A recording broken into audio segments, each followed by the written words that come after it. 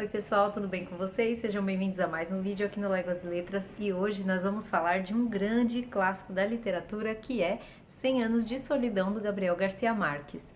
Comecei essa leitura recentemente por conta do projeto de leitura coletivo da Isa, do Ler Antes de Morrer, e nós do Clube Ponto Vírgula também aproveitamos para discutir essa obra. E foi muito, muito bom, pessoal. Esse livro é muito maravilhoso. As sinopses que eu tinha lido dele antes não fizeram jus à experiência, porque eu esperava menos e fui muito, muito surpreendida pela incrível obra do Gabriel Garcia Marques. Então esse livro aqui, ele é uma das obras mais lidas e traduzidas do mundo. Ele tem foi traduzido para cerca de 36 idiomas já, e é uma obra de 1967. Não é a primeira obra, né, do Gabriel Garcia Marques, mas é a sua obra mais conhecida. E pelo conjunto da sua obra, ele ganhou um Nobel de Literatura em 82. Bem, sobre o Gabriel, ele foi jornalista e escritor, né? Escreveu vários romances, crônicas, trabalhava para esse jornal e as pessoas gostavam muito de ler as notícias da forma que ele escrevia, porque ele tinha um tom de crônica nas suas notícias, então as pessoas adoravam ler as histórias que o Gabo, né, vamos chamá-lo de Gabo, porque é assim que ele é conhecido, né, por todo mundo. E era assim que as pessoas gostavam muito de ler as suas histórias, né, ler as suas matérias, e ele começou a escrever mais a sério.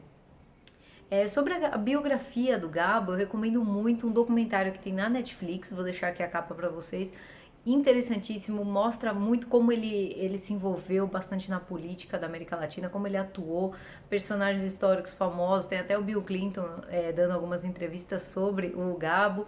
Super legal para conhecer mesmo a história do autor, né? Mas muito resumidamente é isso. Ele nasceu em Aracataca, na Colômbia, foi jornalista e depois de escrever incríveis obras, né, entre elas O Amor nos Tempos do Cólera, próprios 100 Anos de Solidão, Ninguém Escreve ao Coronel, vários contos como Cândida Herêndida e Sua Avó Desalmada, e ele, pelo conjunto da sua obra, ganhou esse Nobel em 82.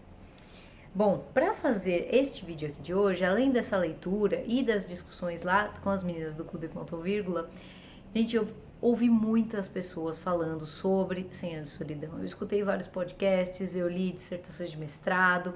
Eu vou deixar tudo na descrição do vídeo para vocês, caso vocês tenham interesse, né? Podcasts daqui, podcasts de fora, em português e espanhol principalmente.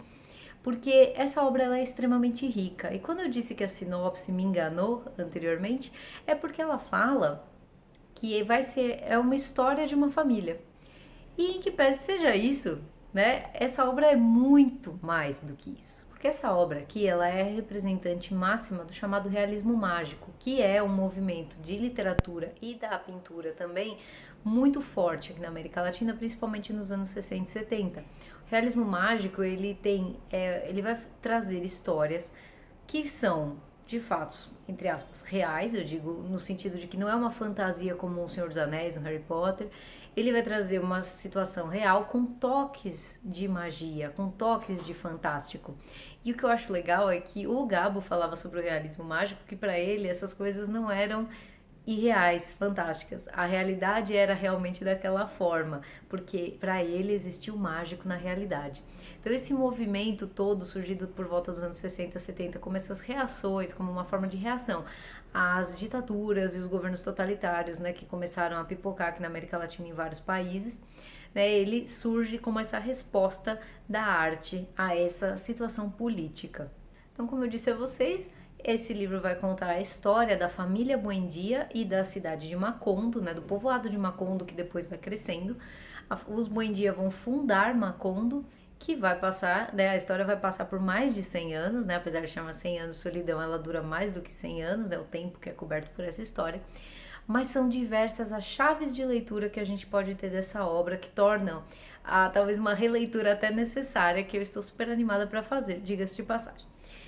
Então, sobre as chaves de leitura, é interessante lembrar de uma frase que é atribuída ao Tolstói, que é a seguinte: se queres ser universal, começa por pintar a tua aldeia. Então é muito legal, porque diz que o Gabo se inspirou nessa frase do Tolstói. E a primeira chave de leitura que eu sugiro aqui para 100 anos de solidão é a da universalidade e da atemporalidade. Então seria essa metáfora da condição humana, né, da solidão inerente à vida, porque apesar desses personagens estarem inseridos em um núcleo familiar muito maior, eles têm uma solidão dentro de si que nunca é superada, como é a vida do ser humano.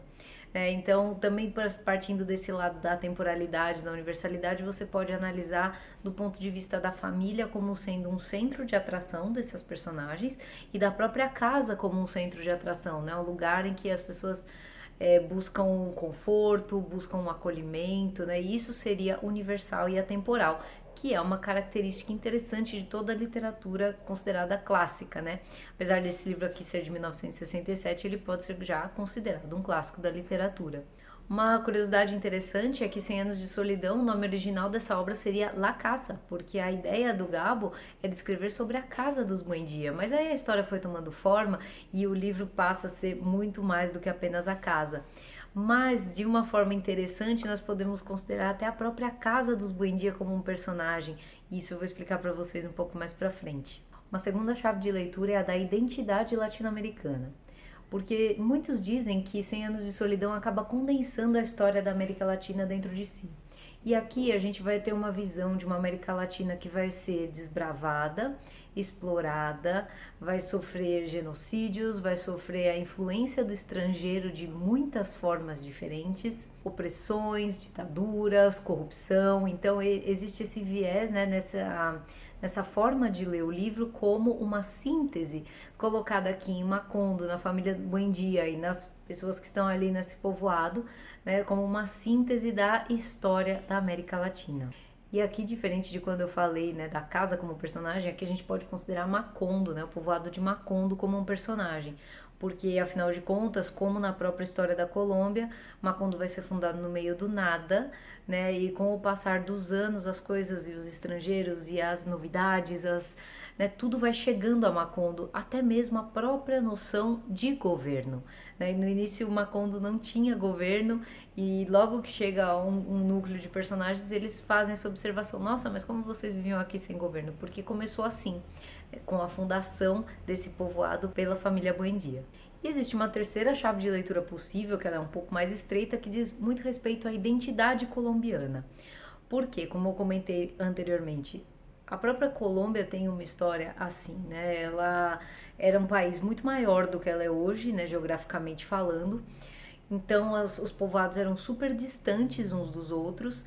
As fundações eram assim mesmo, se desbravava a floresta até chegar num determinado ponto, se instalavam ali os povoados. Inclusive essas distâncias até impediam, né, dificultavam uma defesa eficaz dessas fronteiras. E isso resultou em muitos conflitos ao longo dos anos. E aqui em 100 Anos de Solidão nós temos dois fatos, especialmente dois fatos da história da Colômbia muito importantes, que são retratados aqui nessa obra de realismo mágico. O primeiro deles, eu gostaria de falar disso um pouco antes, né, de entrar mesmo na obra, para que vocês tenham ideia do quanto a gente pode extrair de um grande clássico, né? Vocês estão vendo, essa aqui já é a terceira chave de leitura. Quantas coisas a gente pode descobrir em um livro, que a princípio, né, numa sinopse bem superficial, é dito que é apenas uma história de 7 gerações da família Buendia. Bom, então o primeiro fato histórico é a Guerra dos Mil Dias e o segundo fato histórico é o massacre dos trabalhadores da Companhia Bananeira em Aracataca, que é a cidade onde o Gabo nasceu. A Guerra dos Mil Dias ela vai aparecer aqui no livro, ela vai durar na verdade mais do que 3 anos, porque ela foi de 1899 a 1902. No livro ela vai ter uma duração de 23 anos. Para mim foi uma parte um pouco difícil da leitura, assim, porque parecia que essa guerra não acabava nunca, né? São guerras civis intermináveis que também, infelizmente, acabam marcando bastante a história da Colômbia, não apenas nesse período da Guerra dos Mil Dias. E ela foi basicamente um conflito entre liberais e conservadores, que sempre foram dois partidos de grande tensão política na Colômbia. Então eles tinham diversas opiniões muito diferentes sobre a forma do governo, né, quanto que o Estado deveria interferir na economia ou não, como são as liberdades individuais, as questões familiares, mas de um ponto de vista religioso eles tinham grandes diferenças e embates. Então é importante dizer também que liberais e conservadores, eles tinham ideias que obviamente se transformavam também ao longo do tempo, né, porque esses partidos existiram por longos anos na história da Colômbia. E apesar dessas mudanças, né, nos conceitos, nas concepções desses partidos, eles tinham esse conflito histórico. A independência da Colômbia foi em 1810. Em 1886, eles tiveram uma constituição mais voltada para as ideias dos conservadores. E isso acabou gerando uma grande revolta dos liberais. E essa revolta liberal acaba aparecendo aqui no livro, principalmente através da personagem do Coronel Aureliano Buendía, né, que é da segunda geração dos Buendía. Ele vai liderar esses liberais através de muitas e muitas batalhas.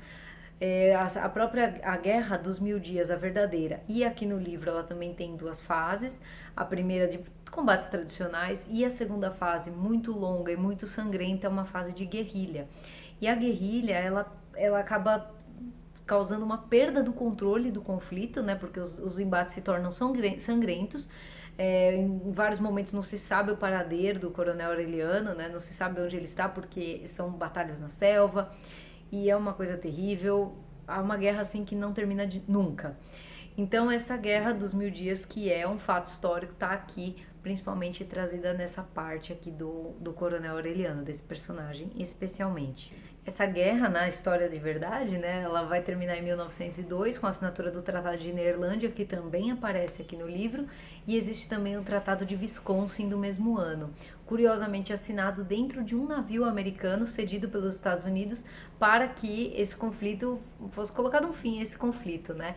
E é interessante porque nesse momento eu fiquei, nossa, mas por que não um navio americano? E aí a gente vai vendo, né, os interesses que estavam em jogo nessa Guerra dos Mil Dias. E uma das questões era ali o Canal do Panamá, que a gente sabe que foi objeto de muita controvérsia ao longo da história, não é mesmo? Mas sobre a Guerra dos Mil Dias e a forma como essa guerra é colocada aqui na obra, eu vou recomendar muito a vocês a leitura de uma dissertação de mestrado da UNB. Vou deixar o link aqui embaixo, que assim esmiuça totalmente esse fato histórico e como ele aparece em 100 Anos de Solidão. Uma leitura riquíssima, gente, recomendo muito. E o segundo fato histórico importante é o massacre dos trabalhadores da Companhia Bananeira em Aracataca. Esse fato histórico aconteceu em 1928, porque a United Fruit Company chegou à Colômbia em 1905 e ao longo desses primeiros anos, né, a gente sabe que houve uma grande evolução na concepção dos direitos trabalhistas, especialmente a partir de 1917 e 19, com as constituições mexicana e de Weimar. E aí, com essa evolução do direito do trabalho, existe um forte movimento sindical também. E essas reivindicações ficam cada vez mais intensas. Então, em 1928, os trabalhadores dessa United Fruit Company em Aracataca fizeram uma longa greve, causou um grande transtorno, e com isso o governo decretou uma perturbação da ordem pública e instituiu um toque de recolher. Essa greve pedia melhores condições de trabalho, eram simplesmente reivindicações de trabalhadores. Mas, depois de um certo tempo, né, essa coisa tomou uma grande proporção, até um ponto que disseram aos trabalhadores que haveria uma tratativa de acordo e que os gerentes dessa United Fruit Company chegariam de trem, de manhã, numa manhã, e os trabalhadores ficaram já desde a madrugada nessa estação de trem, aguardando a chegada dos gerentes da United Fruit Company. Por volta de 1 ou 2 da manhã, chegaram alguns generais e ordenaram que as pessoas dispersassem, não foram atendidos e começou ali um grande conflito. Os generais abriram fogo contra as pessoas e foi um grande massacre. Isso aqui vai aparecer de uma forma bem vívida aqui no livro. Em Macondo vai acontecer também essa chegada do progresso com a Companhia Bananeira e o Gabo vai mostrar esse massacre. Ele vai fazer uma denúncia de um fato real mesmo. Então, como eu disse, foi por volta de 1 ou 2 da manhã. Os corpos foram contados apenas às 6 da manhã. Disseram que tinha apenas 9 mortos e 3 feridos. Mas, posteriormente, né, descobriu-se até um documento do cônsul dos Estados Unidos dizendo que havia mais de 1.000 mortos. Aqui no livro, o Gabo vai colocar mais de 3.000 mortos, né? Mas a verdade é que não se tem certeza de quantas pessoas morreram efetivamente nesse massacre. E onde entra a denúncia histórica aqui? O livro vai mostrar que houve uma tentativa fortíssima do governo de dizer que essa história nunca existiu, de que isso nunca aconteceu. Então, e como aconteceu na realidade, inclusive eu conheço uma pessoa que é colombiana, ela disse que muitas pessoas entendem que esse massacre é uma coisa da literatura. Tem gente que acredita que é só uma história que foi escrita aqui em 100 Anos de Solidão, mas ela aconteceu de verdade. Foi tão forte a atuação do governo para esconder essa história que muitas pessoas acreditam que ela realmente não existiu. E aí tá aqui essa intenção do Gabo de fazer essa denúncia. Então tá aqui mais um exemplo, né, gente, de tentativa de alteração da história, de alteração dos fatos, através de a repetição incessante de uma mentira, de que o fato não aconteceu. Então, feitas essas digressões sobre os fatos históricos, né, sobre o que tem de real nesse realismo mágico, vamos falar um pouquinho do livro mesmo. A experiência de leitura é maravilhosa desse livro, são 20 capítulos, cada um deles tem a mesma duração, né, eles têm a mesma quantidade de páginas. E sobre o início desse livro, ele é extremamente icônico. Então eu acho que se você conhece um pouco de literatura, com certeza você já ouviu falar, mesmo que não tenha lido esse livro ainda, já ouviu falar sobre o início de 100 Anos de Solidão, que eu faço questão de ler aqui para vocês o comecinho. Muitos anos depois, diante do pelotão de fuzilamento, o coronel Aureliano Buendia havia de recordar aquela tarde remota em que o seu pai o levou para conhecer o gelo. Macondo era então uma aldeia de 20 casas de pau a pique e telhados de sapé, construídas na beira de um rio de águas diáfanas que se precipitavam por um leito de pedras polidas, brancas e enormes como ovos pré-históricos. O mundo era tão recente que muitas coisas careciam de nome, e para mencioná-las era preciso apontar com o dedo. Todos os anos, lá pelo mês de março, uma família de ciganos esfarrapados plantava sua tenda perto da aldeia e, com um grande alvoroço de apitos e tímbalos, mostrava as novas invenções. Então esse início, gente, é extremamente icônico e eu adoro esse início e vou explicar para vocês por quê. Naquele livro de teoria literária, crítica literária que eu li antes, né, até coloquei aqui resenha para vocês do Terry Eagleton, ele menciona muito da importância dos inícios dos livros. Então aqui vocês podem perceber que nesse início a gente já vai ter uma grande síntese do que vai ser essa obra. Porque logo de cara a gente vai saber de guerra, a gente vai saber da morte, né? Tem um pelotão de fuzilamento ali e tudo. Mas em seguida o Gabo vai transportar o leitor para um universo mágico, um universo lúdico, uma lembrança feliz do próprio Coronel Aureliano, que inclusive é uma lembrança pessoal do Gabo, né? Quando o seu avô o levou para conhecer o gelo também, quando ele era criança lá em Aracataca. E dessa coisa da guerra a gente vai ser transportado para logo para esse mundo mágico, para essa lembrança de um mundo que as coisas não tinham nome, onde havia ciganos, onde havia essa magia.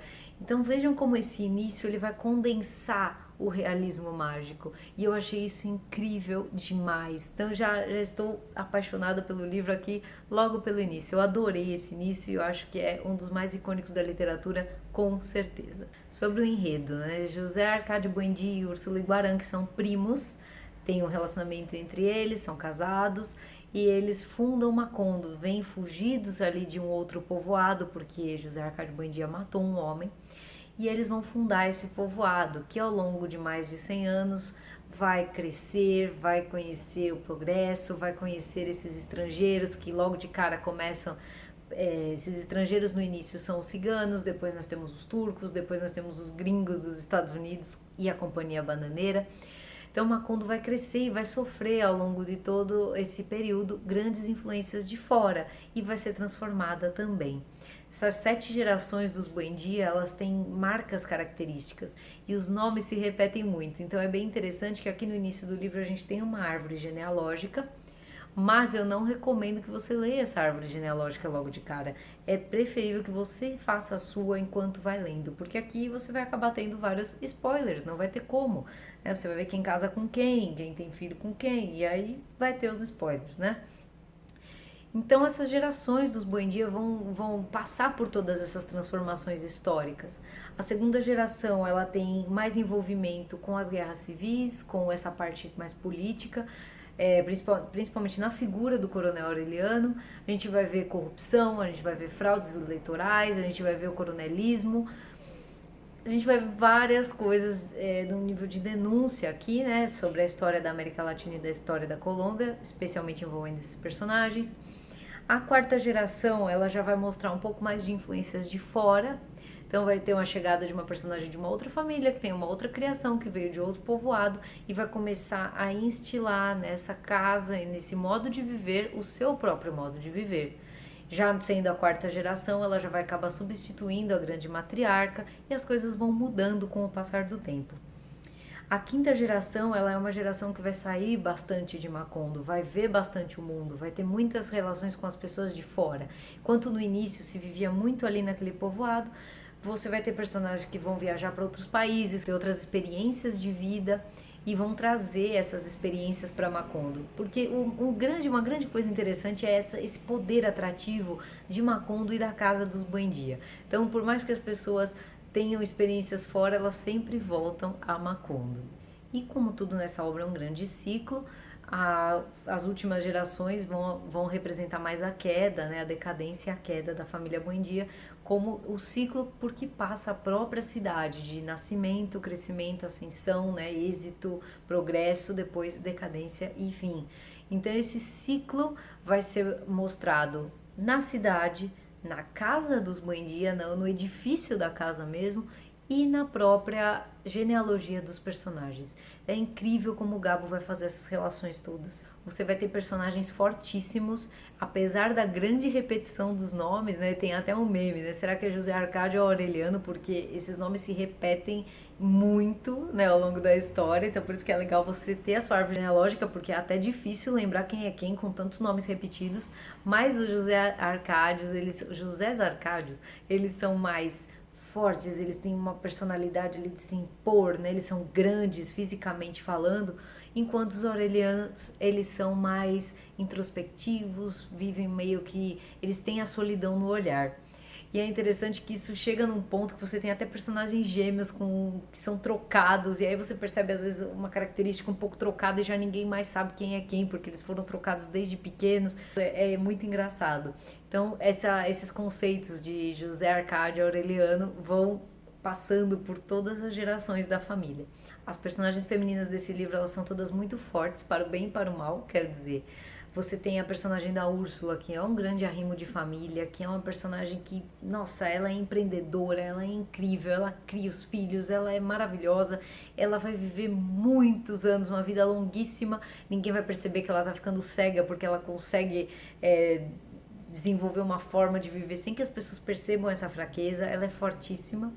Você vai ter personagens extremamente rancorosas, como a Amaranta, que vai viver a vida toda em rancor, uma coisa assim extremamente profunda que vai tornar a sua vida toda amarga. Você vai ter a personagem da Fernanda, que vai chegar de fora com ideias muito mais conservadoras e vai virar do avesso o mundo dos Buendia. Rebeca também é uma personagem interessantíssima, porque ela chega na família carregando um saco de ossos dos seus pais e ela tem uma doença, né? Na verdade é uma doença que faz com que ela coma terra com frequência. Então você tem essas personagens extremamente marcantes na história. Você vai ter Remédio Isabela, que ela vai ser uma espécie de anjo. Você vai ter a Meme, que vai ser muito, muito importante para o desenvolvimento dessa história. Vai viver um grande amor com Maurício Babilônia. São personagens, gente, apaixonantes. Eu acho que essa história, ela prende muito a gente, essa narrativa. Ele te pega pela mão e conduz. Então é interessante que, apesar dos textos às vezes aparecerem em blocos, porque não tem muitos diálogos, o discurso indireto é muito forte, então isso torna a leitura bastante dinâmica e nem um pouco cansativa. Você tem o personagem do cigano Melquíades, que é uma grande incógnita. A gente até agora não consigo chegar a uma conclusão sobre quem é Melquíades, o que ele fez, o que ele é. É muito complicado definir esse personagem. Ele chega aqui nesse primeiro grupo de ciganos, né, do início que eu li para vocês, e ele vai participar de toda a história. Ele tem uns pergaminhos escritos em sânscrito, diz que é a sua língua natal, e um dos personagens vai ficar a vida inteira tentando decifrar esses pergaminhos. Então Melquíades é uma figura muito misteriosa e muito profunda. Ouvindo os podcasts, fazendo a pesquisa, assim, as pessoas não têm uma definição fechada para quem é Melquíades. Então, se você tiver alguma definição, qual é a sua opinião sobre o Melquíades, deixa aqui se você já leu o livro. Em suma, pessoal, esse é o universo de 100 Anos de Solidão. Uma história extremamente cativante, uma história maravilhosa. Como eu disse no início do vídeo, você tem chaves de leitura possíveis para você fazer diferentes. Então você pode ler esse livro mais de uma vez ou ficar prestando atenção nesses pontos diferentes conforme vai fazendo a leitura. A leitura extremamente cativante. A escrita do Gabo é uma coisa incrível. Eu espero ter a oportunidade de ler esse livro aqui no original, porque ele deve ser ainda mais maravilhoso. Essa tradução da Editora Record é muito boa. O Eric Nepomuceno, que é o tradutor, ele foi amigo do Gabriel Garcia Marques, então muitas das dificuldades de tradução ele compartilhava até com o próprio Gabo, tinha a opinião do Gabo, então é uma tradução muito, muito boa. Mas espero também poder ter essa oportunidade de no futuro ler no original esse livro, porque deve ser incrível. Quem lê as duas versões diz que a experiência é diferente. Desse ponto em diante, eu gostaria de fazer alguns comentários sobre interpretações e mensagens desse livro, inclusive algumas interpretações voltadas à Bíblia. Mas eu já vou avisar, daqui pra frente pode ser que apareça algum spoiler, né? Na parte das interpretações e analogias com a Bíblia, eu vou dar spoiler do fim do livro, vou avisar, certo? Então, agora, nessa parte aqui, pode ser que tenha spoilers. Então, vocês estão avisados, muita atenção a partir de agora. Muito bem. Sobre mensagens, né? Uma grande mensagem desse livro é que tudo é um ciclo de início, meio e fim. Então, como Macondo foi criada ali do nada, ela cresceu, ela se desenvolveu, ela se transformou, até que as coisas começam a piorar e ela tem uma grande decadência até que ela morre, a cidade vai morrer. A história de Macondo vai acabar quando Macondo desaparecer junto com os Buendia. E da mesma forma que a cidade, os Buendia também vão. Essa família vai ser fundada ali pelo casal José Arcádio Buendia e Úrsula Iguarã. E ela vai até o final, a sua 7ª geração, quando ela vai ser extinta. Então esses ciclos, né, essa coisa do início e fim, que tudo começa e termina, é uma grande mensagem desse livro. Uma segunda mensagem é aquela que o próprio Gabo diz, né, que existe magia na realidade, que os fatos que ele narra aqui não são fantásticos, mas que são realidade. E essa realidade tem toques de magia. A gente vive no mundo com alguma magia. E uma última é a primeira chave de leitura da solidão ser algo intrínseco à natureza humana, porque como nós vamos perceber ao longo de toda a narrativa, esses personagens, apesar de estarem inseridos nesse núcleo familiar, de se casarem, de terem filhos, de conhecerem o mundo, de voltarem para Macondo e fazerem 1000 guerras e tudo, eles são inerentemente solitários, porque a solidão é uma característica da natureza humana. Outras interpretações muito interessantes que eu encontrei foram analogias com a Bíblia, né? Explicações relacionadas à Bíblia. Então, logo de cara, a gente vai ver a própria fundação de Macondo como um êxodo, porque José Arcádio e Úrsula saem de um outro povoado fugindo para fundar Macondo, então é como se fosse um êxodo, e José Arcádio um Moisés. A gente vai ter uma cena de arrebatamento da Remédio Isabela, que é uma personagem que ela é considerada até retardada pela família, mas ela age como... ela é muito inocente, ela não gosta de usar roupas, ela é como se fosse um anjo, e ela é arrebatada num determinado momento da história. Então também uma coisa, uma inspiração religiosa muito forte. Nós vamos ter uma cena de dilúvio, você vai ter uma chuva infinita aqui de meses que vai trazer uma grande destruição para Macondo, como uma forma também de punição pelos pecados da cidade, que vai ser seguida de uma grande seca também. Então são grandes tragédias assim, né, quase de nível bíblico, porque são meses e trazem grande destruição para a cidade. Você vai ter pragas de insetos, você vai ter pragas de formigas. Inclusive essa última é o prenúncio do fim da história de Macondo, as formigas vermelhas que tudo devoram.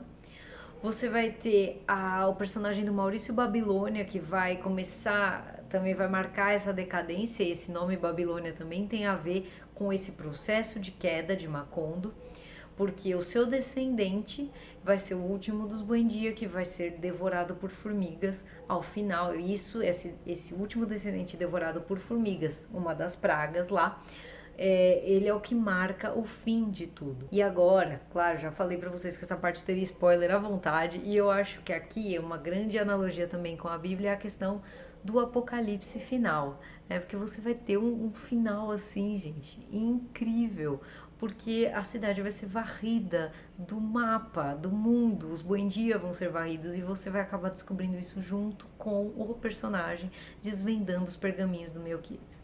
Porque no pergaminho vai dizer que o primeiro Buendia foi amarrado a uma árvore e o último devorado por formigas. e aí ele vai estar vendo o seu próprio filho devorado pelas formigas, e aí vem um grande vento e acaba com tudo, uma grande destruição, acaba com os bandidos, o livro acaba e você fica, meu Deus, acabou. Então esse grande apocalipse final também tem uma grande inspiração bíblica aqui, considerando todos esses outros elementos que eu já mencionei. Eu achei que o início e o final desse livro foram uma das coisas mais impressionantes que eu já li numa obra. Realmente eles são muito, muito impactantes. Cada um à sua maneira, né? Aquele início que eu li para vocês e agora esse final, extremamente impactantes.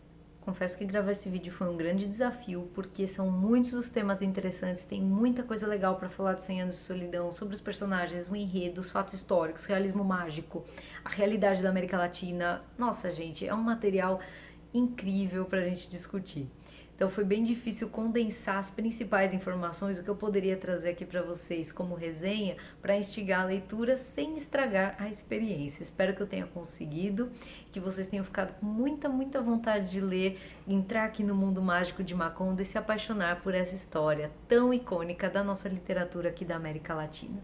Se você ainda não é inscrito no canal, inscreva-se, curta, comente, compartilhe, deixe aqui seus comentários sobre a sua experiência de leitura do Gabo, se você já leu 100 anos de solidão, o que você gostou, o que você não gostou dessa história. Vamos trocar umas ideias sobre a literatura latino-americana também. Um grande abraço a todos, muito obrigada e até o próximo vídeo.